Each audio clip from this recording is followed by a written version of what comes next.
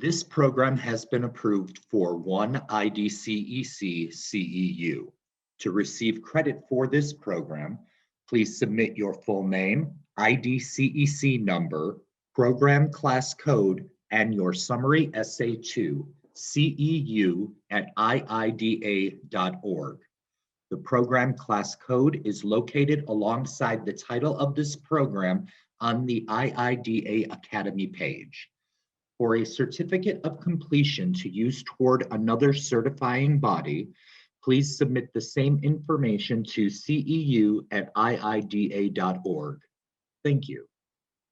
Welcome, everyone.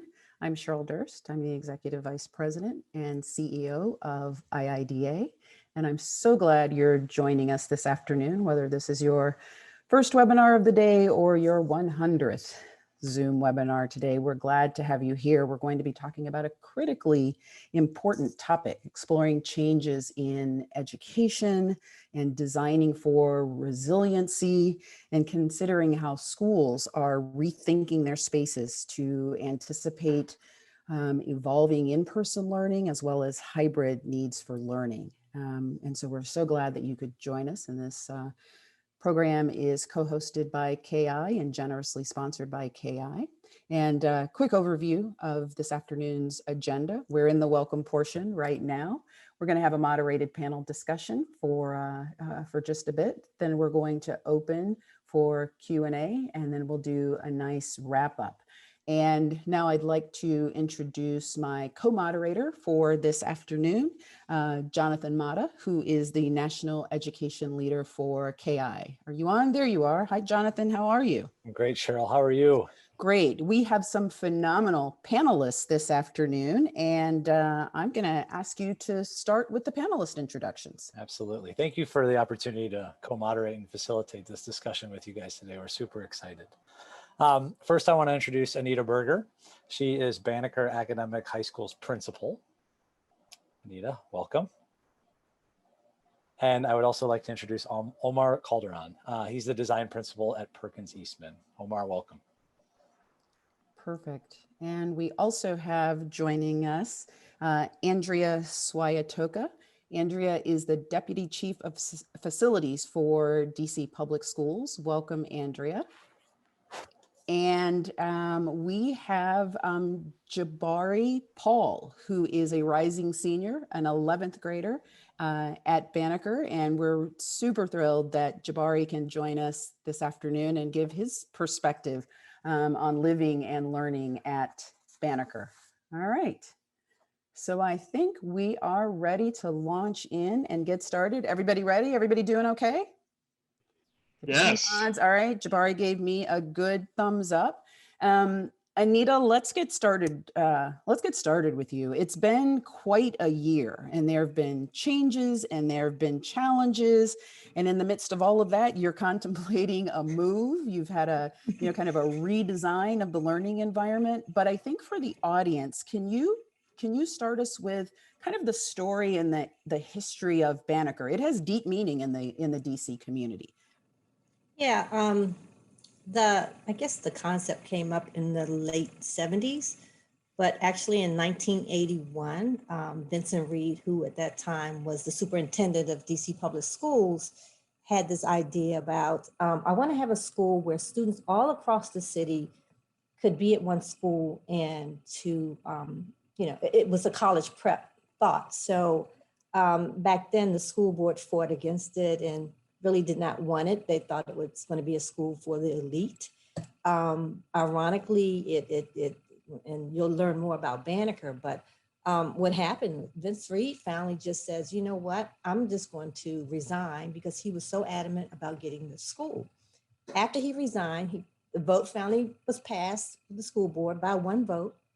And so in 1981, we opened our doors on a wing and a prayer. I've heard the stories about not having books and just, opening with the fact that knowing that there wasn't a lot of support, but the people who opened had the drive. And so from 1981, the first graduating class in 1984, we had 100% college acceptance. Wow. From 1984 until the class of 2020 last year, or this class, class of 21. Again, 100% college acceptance. We don't know about this year's graduation rate, but if we go with history, we've had 100% graduation since the first graduating class. So we're really proud. Demographics, you know, we're in the urban setting, mostly African-American students. We now have about, our population is probably 82% African-American. We have about 17% Latinos, you know, and then we have about, you know, a few percent of others. But we have really been, we take a lot of pride in some of our first students, our first generation, you know, going to college. And so we've done a lot for the community, and our students have done a lot for the community themselves. They are required to do 270 hours of community service. And so they are starting from day one to give back. And then they take that same drive once they leave, and they come back and they tell us what they're doing. We are nationally ranked. Currently, I think we're ranked most recently in April by US News and World Rankings, 136 out of 17, almost 18,000 schools.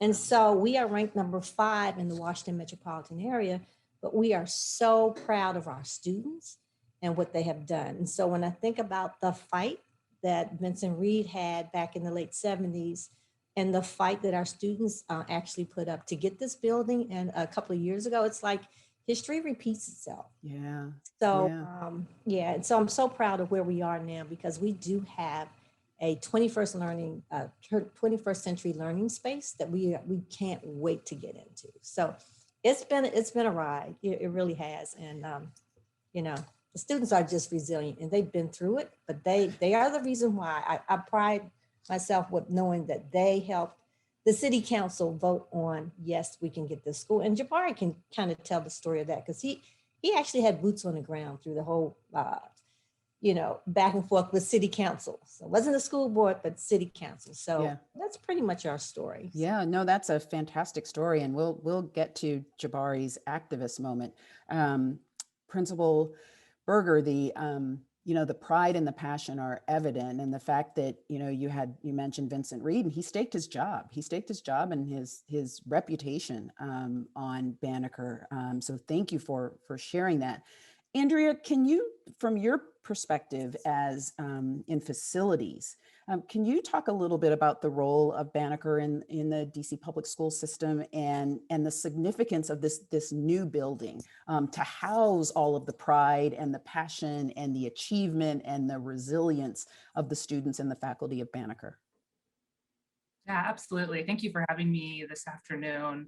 You know, it's been a whirlwind of a 3 to 4 years. Principal Berger will tell you I've been there with her through all of it, and there's been a lot of ups and downs.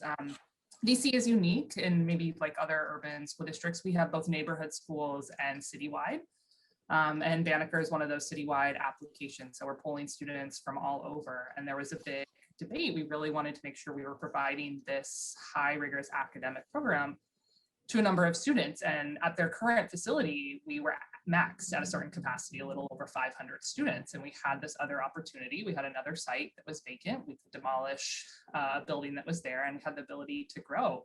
And that's really what the debate was. Should we move the program? And it was a long, heated debate, depending on what side you were on.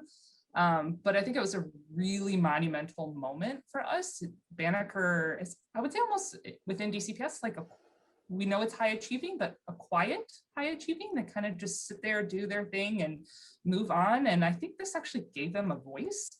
I think that it was the most that Banneker had probably been talked about in years. And it really brought to light this phenomenal program as a result of us actually considering where should the facility be located. And it, you know, we can dig in a little bit more, but it was really fun to think about where should this facility be located. Yeah, perfect. Thank you for that. Jonathan, let me turn it over to you. Yeah, thank you. And Omar, no pressure at all, right? After listening to Anita and Andrea, I mean, obviously what you guys are walking into from a design team at Perkins, right? And how do you bring the community together learning about the school?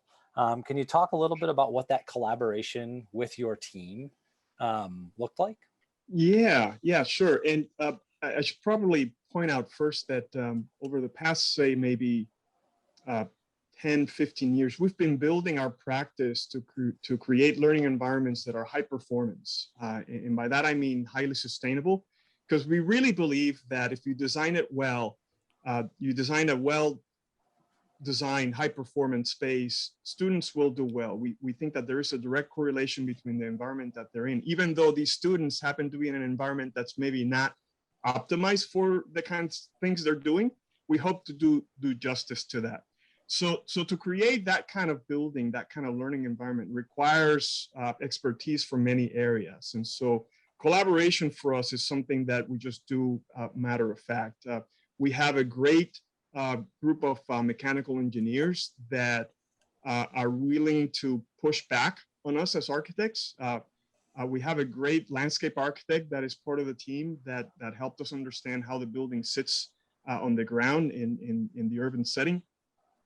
And then we have a great collaborator in DCPS, the public school system, in that they facilitate a lot of the conversations with the community and the stakeholders, including the educators at the school, but also the students. And so we like to say that we like to talk a lot with people before we draw a single line, because anyone can start drawing, but you might be drawing the wrong solution to the wrong question. And so we like to have a lot of discernment, a lot of conversation with all the stakeholders before we start drawing. Yeah, I love it. That's a great empathetic approach, taking into account all stakeholders and users. And I'm gonna kick it back to Cheryl for the introduction of our student user. Hi, Jabari. How are you? Hi, I'm doing good. Good. So we're really excited to have you on this panel. It's not often that we get to hear the voices of students in programs like this. And so I would love for you to just, I already told the audience that you're in the 11th grade, you're a rising senior, you'll be a senior next year, you'll be in the new building. Can you tell us, what else do you want to tell us about Jabari? What should we know about you? And can you talk a little bit about your experience at Banneker so far? Okay. Hi, my name is Jabari. So I've just turned 17. I'm really interested in stuff like architecture, and I was really interested in this whole project because it was really interesting to me with the different layers and levels of the progress. So I was really keeping track on it. I still keep track on it with the SIT emails. But I came to Banneker, and it's been a pretty good experience. Like, I just love the environment, my teachers. It's just a school that I feel comfortable in, and that's always really good to have. Like, it helps me just drive and be better. So I just really would love to go to a new building, which will also help me drive and be better, which is one thing that me and my fellow students, I just talked to a few earlier about this, and yeah, we were all really excited. Like, we're all really, really excited. That's great. And I love to hear you say that in the place of Banneker, you feel comfortable at Banneker, but it also, like, there's some pressure, right? You're pushed. It's a high performing school and college preparatory. And so balancing those two things, being both comfortable and being pushed, that's kind of an interesting place to be, right? Yeah, it's like you feel comfortable. I don't feel like I'm being like jeopardized in any way. But at the same time, I don't feel like I'm just being stationary. I'm constantly getting better or being pushed to be as best as possible. Nice. Nicely said. Thank you for that. And you're not just saying that because your principal's on this. No, Yeah, no, I'm genuine. Omar, can you tell us a little bit about the initial meetings that you had with Banneker and the facilities team and kind of your approach to the discovery process? Yeah, great. And this is, I'm going to shortly ask Andrea to maybe pitch in, because I think that, the community engagement is something that the school district is very passionate about and has developed a process that structures that engagement. And they have something called the SIT team, which is the school improvement team. And it's a group that is composed of many stakeholders in the community. Some people are community members and community activists and leaders. There's educators that are teaching at the school. There's just neighbors, that happen to be interested. There's also other educators that come in and ask us a lot of difficult questions about what we're trying to do. And so that the SID becomes really a vehicle for us to guide all of our interaction. And we meet with them not once, but really throughout the development of the process. So the project. So we meet with them initially when nothing has been drawn to begin to gather some feedback and insights and aspirations. Then we come back with them to them, during schematic design and so on and so forth. And even through construction, there's SIT meetings that keep the community abreast as to the what's happening. So we rely on that a lot, and we rely with the interaction with the school district to help guide that interaction. And I think it's proven to be a very successful model. Andrea, I don't know if you want to add anything to that description.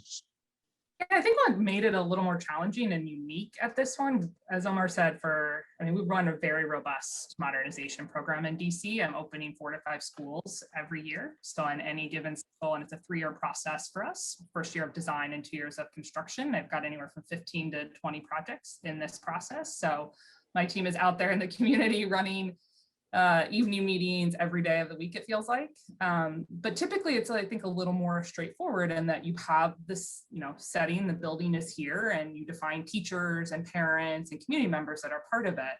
And now we just further complicated that by deciding we're going to move it from an existing neighborhood. And DC is based in wards. For those that may or may not be familiar, there's 8 wards. Not only are we going to move it from one neighborhood to another neighborhood, we're moving it across wards, which means different council members for us. And just the whole complexity of that. And then on top of that, the new site we wanted and that it's located on is a co-location for us with Department of Recs, which is common for us. We have a lot of co-locations with DPR. They're a great partner for us. We tend to get a lot of great amenities out of it. That just further added who should be a part of that. I can still remember one of the big community meetings that we held. And the debate was, where should they even be held? We actually held in something called the YWCA, which is adjacent to this new location. And in there we had skate park, because there's a skate park on the existing DPR, and we had those advocates. We had dog park advocates.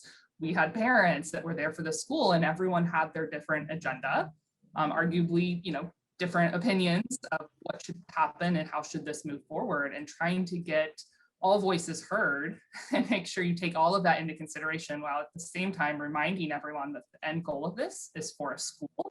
And not to undermine any of the other amenities that are there. It was a challenge, but I think through the SIT process and the community process, we actually just had our last SIT, which was a fantastic feeling, having done this for now. We're going on our 4th year of this process. So it's a great collaboration across the different neighborhoods and across the different agencies. Mm-hmm. And I lived every minute of it. A lot of and a changing cast of stakeholders and keeping everybody engaged. That had to be quite the task. Jonathan? Yeah, so what they just talked about for me is this wonderful capture of, we want to empathize with influencers and stakeholders and users. What do we do with that? And then, as Andrea described, the pace with which you have to design. When we look at the visual that's on the screen and we see this entrance and we think about the power of aesthetic and taking insights and informing what physical design we come up with, we obviously see the founder, Benjamin Banneker, here. For Anita, and not to put Andrea back on the spot, talk a little bit about the significance of that. And obviously we heard about how you guys empathized with a lot of different stakeholders, but when we look at that front entry and it being the founder, Benjamin Banneker, what does that mean and why did we do that?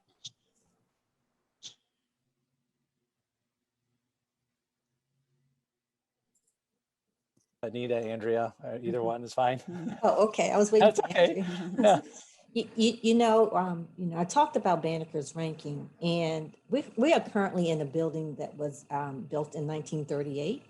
And so if the students could do what they've done in a building that really, it's not as supportive as a brand new building, I can only imagine us being number one, not in the city, but in the country.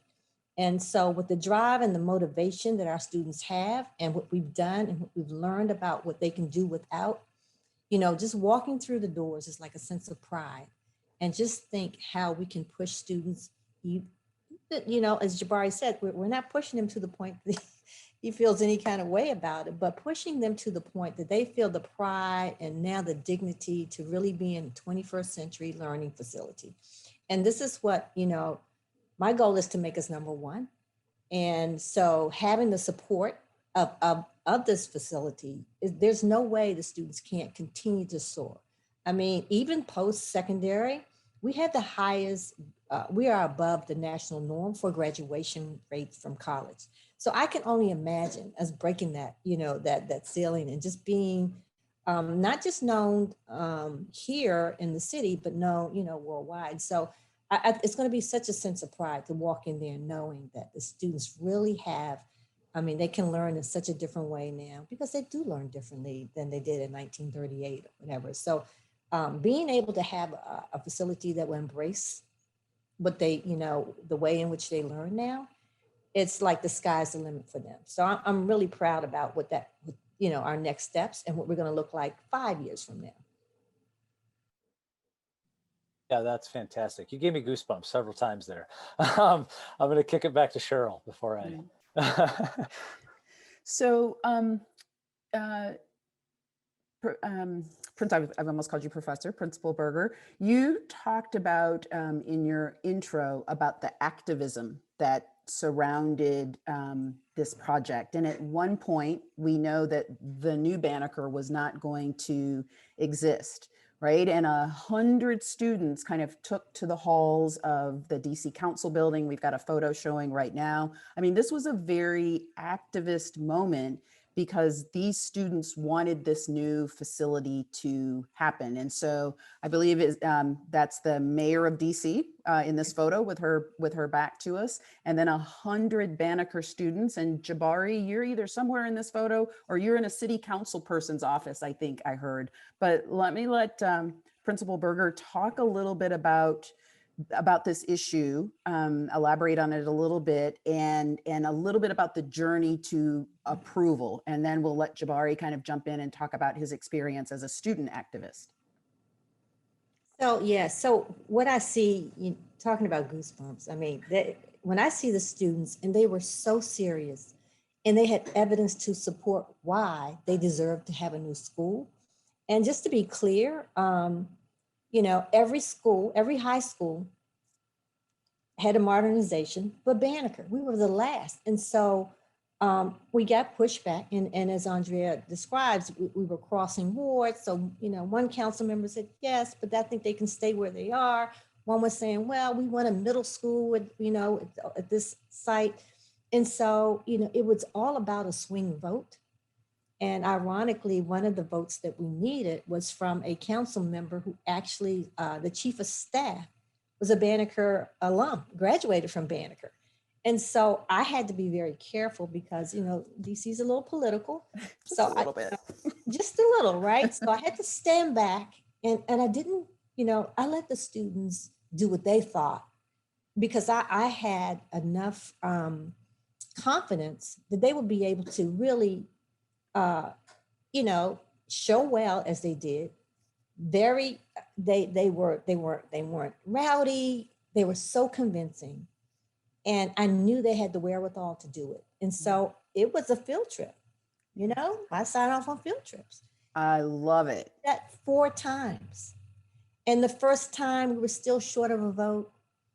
The second time, and again, Jabari and other students went from council member to council member and tried to convince them and this is why and this is what we need and so and then we kind of like learned after the first and second time, so we knew that third vote, how important that third vote was. The kids filled the chambers and they were ready and they heard every testimony and we finally got that swing vote. And I go back to Vince Reed. That was that one vote, and so it's like again the history repeated itself, but they were so good at what they did and they learned. So this is a really a true indication that learning is not always in the classroom. And they learn how their voices count. And, their civic duty was to at least let us try. They did not give up. And so they were Banneker Achievers on the move. And you can see a t-shirt right there. They were on it and they were serious. And, you know, they stated their case. And at the end, the Jabaris got us through. So we were so happy. But I stayed in the shadows. Yeah. That's amazing. Yeah. That's amazing. Jabari, what did it feel like to be a part of this group of students? I mean, you all were very organized. You had t-shirts, you had some branding going on, but it looks like there was this feeling you all wanted to save your school, and not just for yourselves, but kind of for that next generation of Banneker students, right? Can you talk a little bit about what that felt like? Yeah, like it was a bunch of kids that weren't even going to be in the new building if we got it, like seniors in class of 2021. They're not even going to be in the class, like in the school, but they were still in droves at the building. Like a lot of people were really selfless because they know of how our building is. You know, it's we work with it, we live in it, we do all our stuff in it. But if there's a chance to do something better and do something greater, we were just really excited to go for it. So like we were all in it. We were all selfless, even on like at home, on Twitter, on Instagram, doing that kind of activism. We were all in it. It was just really strong and powerful. Like it felt like a community for, like, honestly, it was just so powerful and so moving. My parents were in it. People were in different states. Like it was kind of the only thing I could think about for like at least a few weeks. Like it was honestly like just such a positive experience because it was like activism in like purely peaceful. No, of course, no nothing. It was just like showing how our voice and how our like opinions really do matter. Yeah. And it really was like a good learning step for me and like a bunch of other students that I went with. Yeah, I loved how Principal Berger said this is a field trip. And right, and this is political science 101. And, you know, and like you said, your voices were heard and you were activist and you showed that this school really means something to you and to the community. I think I get, Jonathan already said goosebumps, but this story absolutely gives me goosebumps as well. Yeah, it was great. It was really a great experience. Like I think I'll always remember it when I'm doing stuff like this in the future. Oh, it'll stay with you. Andrea, from a facility standpoint, have you ever heard of or had in DC a group of students fighting to preserve a school? You know, I think about this day a lot. I was there. We refer to it as the Wilson Building, where the mayor's office and council are located. Doing my job in a very formal and, you know, legislative way. I was there meeting, you know, with meetings, council member staff, and all of a sudden you could just hear, again, in a very respective way, but the chanting. And I have this phenomenal video. There's stairs you can sort of see in the background that connect the 4 floors of the building. And the students were just sort of chanting their way down. And at that moment, the colleague and I, with my legislative affairs, were like, we're not doing anything. Nobody cares what we're saying right now. We had all these documents of why we should do this and the importance of moving this project forward. And we were like, these students are going to do way more and have way more impact than the two of us are trying to move through. And I think, you know, I think for me, it was a fundamental moment of reminding us that what I do on a daily basis is to support the students and never undermine the power of the students. I mean, we serve pre-K 3 all the way up through 12th grade. And I don't really care how young or old they are, there's a voice to be heard there. Certainly might be more vocal at the high school level, but I think at all levels, they have something to say, and trying to be very mindful of that as we go through all of these projects. Yeah. And before we jump to some more design specifics about this building, Jabari, can you just tell me what it's going to feel like when you walk into the new building? I think it's going to feel like 2 different things. One, because we haven't been to, or at least majority of students haven't been to school, in a physical school in over a year. It's going to be really new. And then it's not even like we're going to the same building. We're going to an entirely new building, which will be even more new. It's gonna probably be really interesting. I can't wait. It's gonna be really a really cool experience. I think so. I'm excited for I might feel like a freshman again. I don't know. Hey, there you go. That's a great and terrible thing. So I'm excited about that. I think we've got, why don't we move to the next slide. Whoop, All right. perfect. There Well, you go. and kind of playing off of Anita's comment about it's a field trip. Omar, when you think about your discovery, right? And obviously these stories unfolded during, right? Tactics and approaches. Obviously, when we talk about discovery and empathizing with the community, with the broader neighborhood, with the users, how did you guys approach it? You know, what can I say? I mean, after seeing those events unfold, I mean, I get choked every time I hear the story and see the story. I always do, because it's very humbling for us, right? That and to be part of this, movement, it's just really humbling for us. And so, in a way, we sort of seized the moment, right? We knew that we were being a witness to something really powerful that was student led, and so we certainly wanted to be part of that. But you know, to perhaps maybe talk a little bit about what you're seeing here on the screen, which is one of the very first things that we drew to help guide our thinking. You know, with every project, we always provoke or poke, you know, a question that maybe starts with a provocative premise. And with each project is something different. With this one happened to be the idea of the learning commons and what it means for the school. And so we knew that the existing Banneker had a learning commons space that everybody loved. It was a sort of a refurbished part of the school. And the learning commons goes by different names. People call it media center, others still call it a library. But the learning commons is really kind of an expanded idea of a library that in my mind extends the learning spaces, what happens in the classroom. It extends it beyond the classroom walls. And so we asked ourselves a fundamental question, you know, what if that learning commons wasn't restricted to a room, but it actually became the entire school? What would that look like? And then more tongue in cheek, we asked ourselves, you know, if Google were to build a school, what would that look like?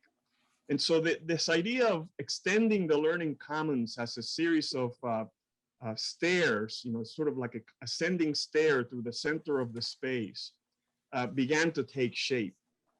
And so through conversation with the educators and particularly that librarian, right, who owns that space, we began to discern exactly what the answer to that question was. And so what you're seeing here is a library media center learning commons space that is distributed both horizontally and vertically through the space, connecting all of the levels of the school, both vertically and horizontally. Perfect. That's great. Now, so when we think about, Omar, you talk about all that, and then we think about flexibility, right? And Yeah. going back to something that Anita said earlier, and this idea that if we're doing this in a 1938 school building, Yeah. what are these students going to be able to do in a brand new one? Yeah. When we think about, and this question is for everybody, this is for Anita, Omar, and Andrea. When you think about, we have this opportunity to design brand new today, what about what we call the F word, flexibility, right? Like how do we program it for future flexibility, Yeah. right? So that we know, again, in 2021, we're activating it. Contrast that to 1938, Yeah. the last time. How are we getting better at programming it for future flexibility? Well, you know, I'll give you one instance, and maybe it's kind of loosely related to the line of thought in your question. We like it when spaces are able to perform and function in multiple ways very readily. And I'll give you one example of that. It's not something that is pictured here, but there is a space within the auditorium. There's a second story balcony.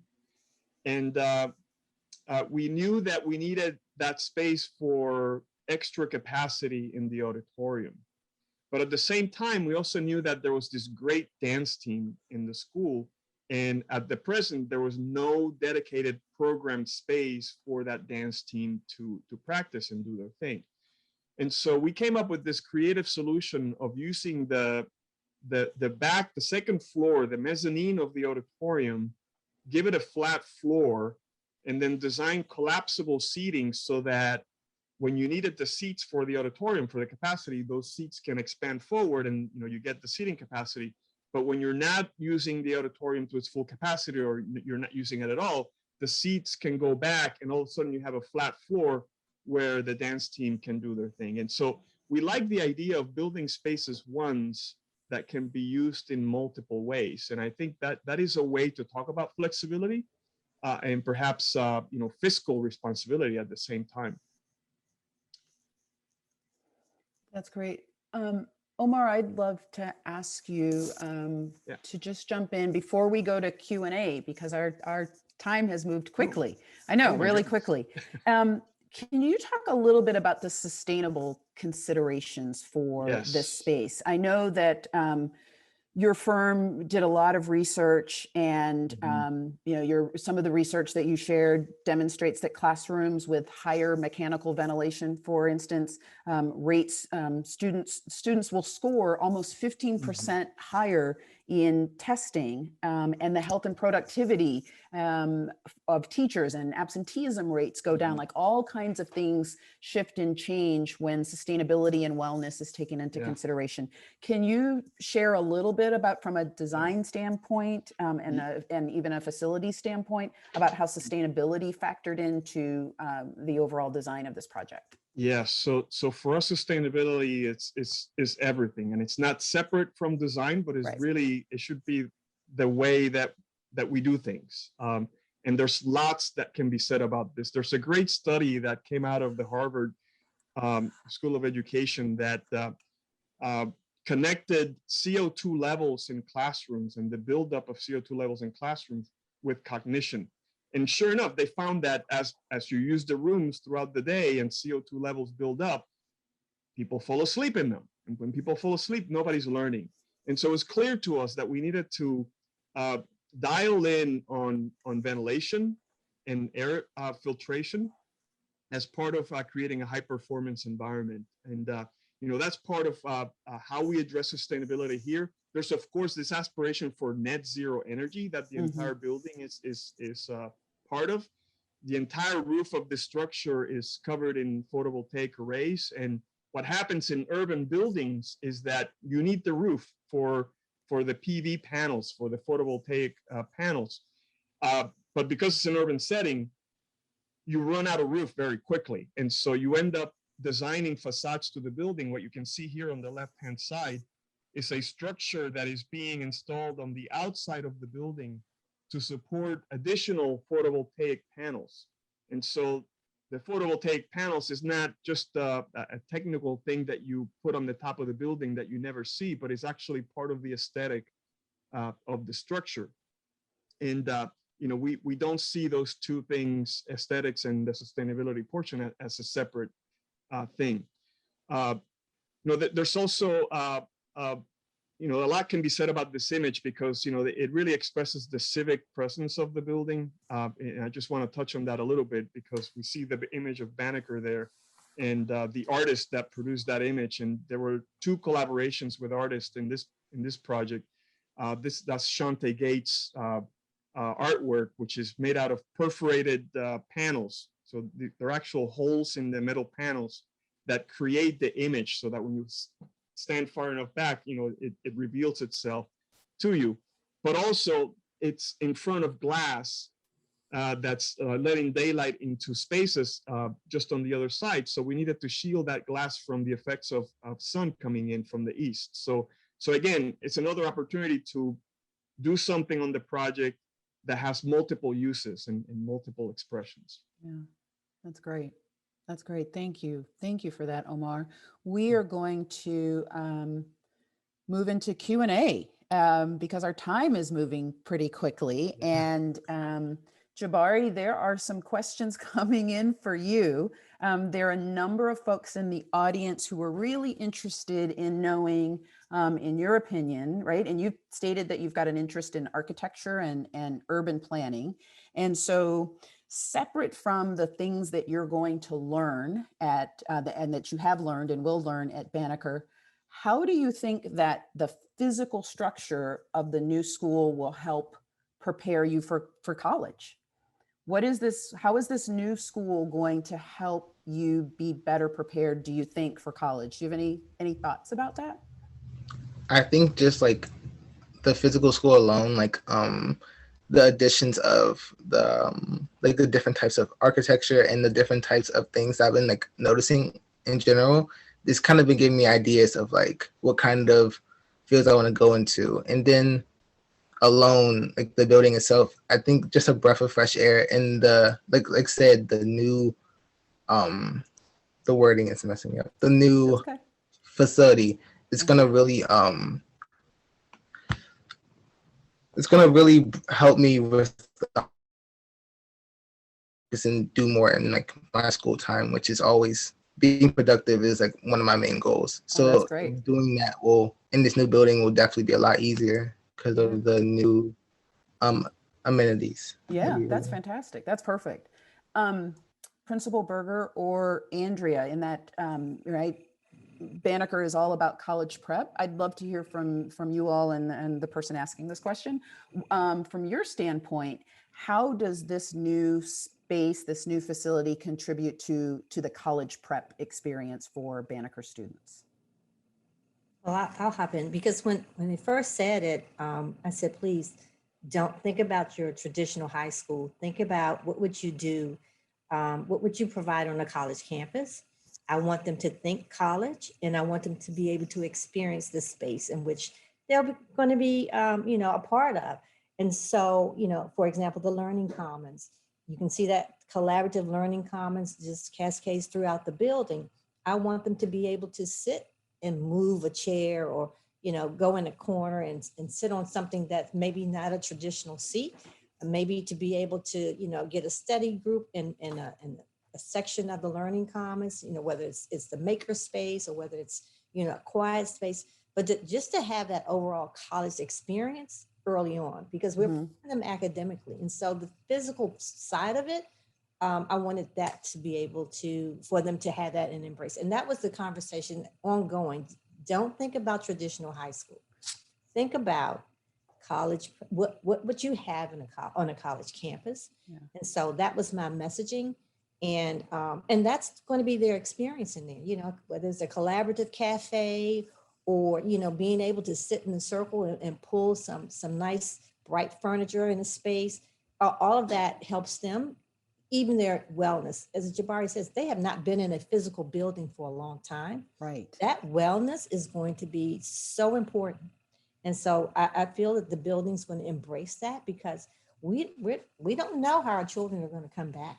Some of them have been really compromising positions at home. Some are babysitting siblings, some had to work now. And so coming back, and even the endurance of being able to go through a 6-hour day, not taking a nap between classes is definitely going to have to be there. So I feel that this building is going to motivate them and just embrace them coming back, their overall wellness, not just academically. Yeah. Omar, if I can just say, remember, 100% graduation, 100% college acceptance, while all of that Ms. Berger just said is going on. Yeah. So let that sink in. So from a design standpoint, how did you all consider the health and wellness of these students in a high performing atmosphere, and then knowing there are the added pressures of life and the added pressures of coming back after a pandemic? Did the pandemic change anything from your original thinking about this project? So we knew from having conversations with Ms. Berger that there was a heightened sense of stress and awareness around stress in the school. And in fact, parenthetically, we're told stories about how the students would, in their existing building, would walk around laps on the upper floor, just to relieve stress. And so the idea of getting your body in motion, right? It's like, okay, you're stressed out. What do you want to do? Let's go shoot some hoops. Let's go outside. Let's do something. And so we thought about that. We thought about mobility around the building and creating pathways and loop systems of circulation where students could actually still enjoy that aspect of relieving stress. There is a hidden little feature in the building. We actually designed a swing because we thought that a swing would just be a fantastic stress reliever. I'm not sure that is going in, but I think the devices are in place so that, you know, we could put it in the future. So there's the aspect of mobility, and you know, I think with health and wellness and just coming out of the pandemic, there was a lot of discussion about air quality and how do we manage that. And you know, I can tell you that you know, the conversations pushed us to introduce a higher filtration system that we anticipated putting in. So it made us rethink also where the hand washing was in the building and making that unobtrusive but accessible, so that it was not a chore to you know, exercise, you know, additional hygiene if you needed it. So so I think there were some little things like that that we had to rethink. But from early on, you know, the idea of stress and wellness, you know, sort of creating student-centric spaces for their wellness really guided the project and remain intact, I think I would say, throughout the process. Yeah, I'd actually love to add to that. As a district co, actually very proud of the work that my team does, and excited that we were actually ahead of the curve on this one. So this RFP, along with 3 others, like I said, we do multiple in a year, released in October of 2018. As a city, we are legislated, we have to go through LEED Gold as a minimum. And we were really like thinking a little bit sort of further beyond, what do we want to do outside of just it's kind of sort of baseline sustainability and LEED. And there's a new integrative, the pilot credit within LEED, integrated process for health promotion. And we actually included that in the RFP. We led it as a facility team. Principal Berger joined us for meetings at our central office. And we actually had all 4 design teams of the projects that were going on at that time make this a focus. We had a design meeting with the students actually at Banneker. And while it was focused also broadly on design, there was a very intentional conversation around health and wellness and mental health. And again, this all predates COVID and the pandemic. And I think if anything, it's proven to me that, and we're excited to have those conversations. They've continued on the projects as we've rolled out more every year. They've become more and more relevant. I think maybe at the time we were doing it 3 years ago, people were like, do we really need to be doing this? And I think we don't get that question at all anymore. But I think everything we talked about and have implemented has held true, which I think is a real testament to the work and collaboration and the design that went into it. Yeah, perfect. Jonathan, I feel like you have a question. Go for it. Oh, no. So obviously, I mean, there's a saying that we talk about in our household a lot, like when you win, when you lose, you learn. This feels like a win. It feels like a tremendous win, right? From all aspects, which doesn't mean we don't learn, obviously. And Omar, Anita, Andrea, Jabari, when you guys think about how we move forward, not just DC Metro, right? Not just DC Public, but as a community of designers that are seeking to contribute to what the reimagination of learning and physical facilities looks like. Any things that you guys think would be useful for everybody to hear from your perspectives as being a part of this project? Yeah, well, yeah, should be an easy thing to answer, but it's not. I mean, I think fundamentally, we're all trying to answer a singular question, right? How do we want to educate? How do we want to educate? How do we want to do that today? How do we want to do that tomorrow? And I think that asking that question, as simple as it may sound, leads to asking other harder questions about what does that mean today? And so for us, you know, the idea of exploding the learning commons throughout the whole school was a very provocative idea, right? And, you know, I think it required a lot of listening and discerning. And so I think that there's always an opportunity in a project to ask, to seek an answer to that question. How do we want to educate? Yeah, that's fantastic. Principal Berger, how will this change your faculty? How will this school change your faculty and attitudes around teaching and maybe how they manage their classrooms and how they manage learning? Well, you know, I continue to message that we have to move beyond the Horace Mann era. We do not learn like our grandparents learned. Right. I mean, give me some standing desks.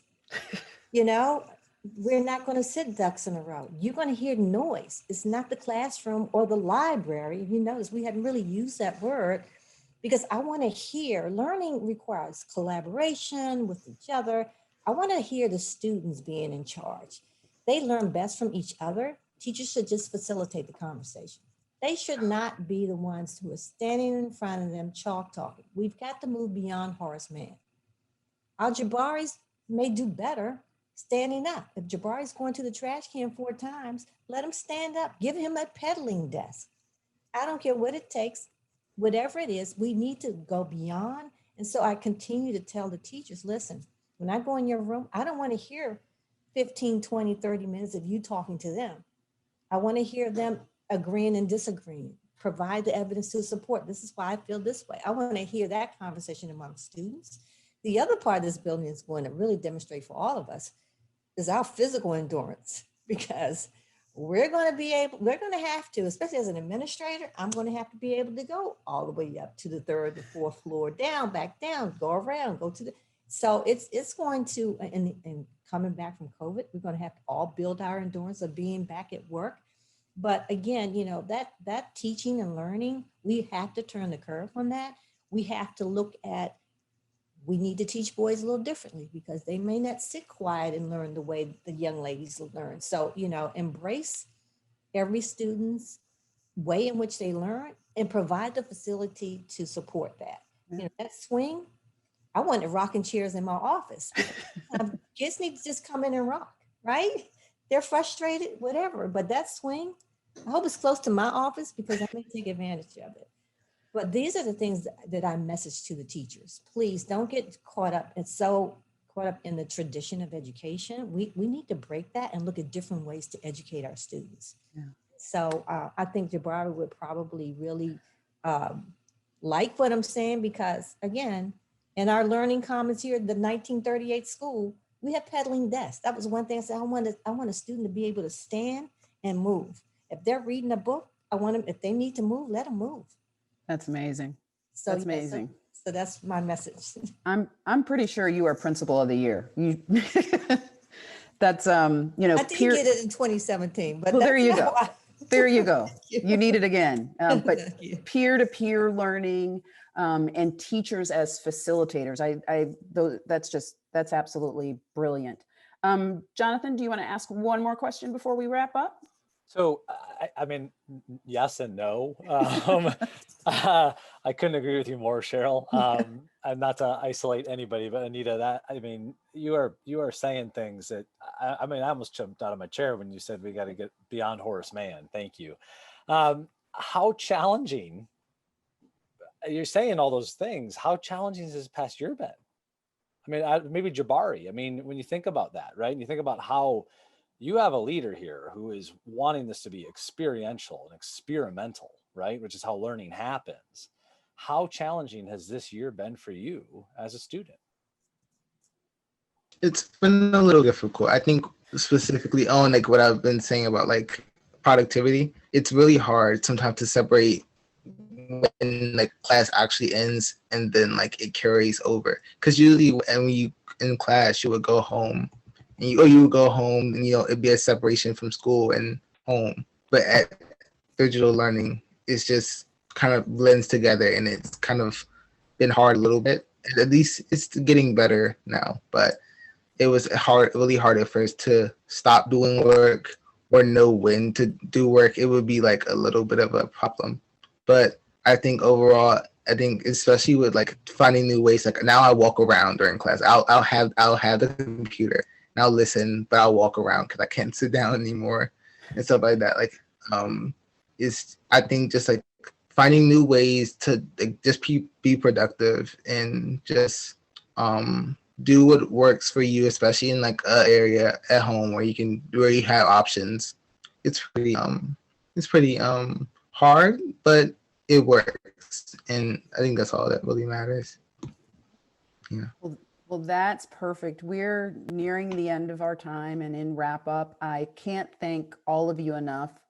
Principal Berger, Omar from Perkins Eastman, Andrea, Head of Facilities, DC Public Schools, and Jabari, I heard you recently took your SATs? Yeah, on Saturday. So Oh, praying all for right. 1,600. All right. Fingers crossed for you. Thank you all so much for being a part of this panel. Jonathan and KI, this was incredibly informative and validating, and we had goosebumps moments, and we talked empathy and resilience, learning inside and outside. We talked about dignity. We talked about collaboration, and I thank you all for this, for your candor, for your honesty, and for sharing the incredibly tremendous story of Banneker in Washington, D.C. So thank you all, and thank you, KI.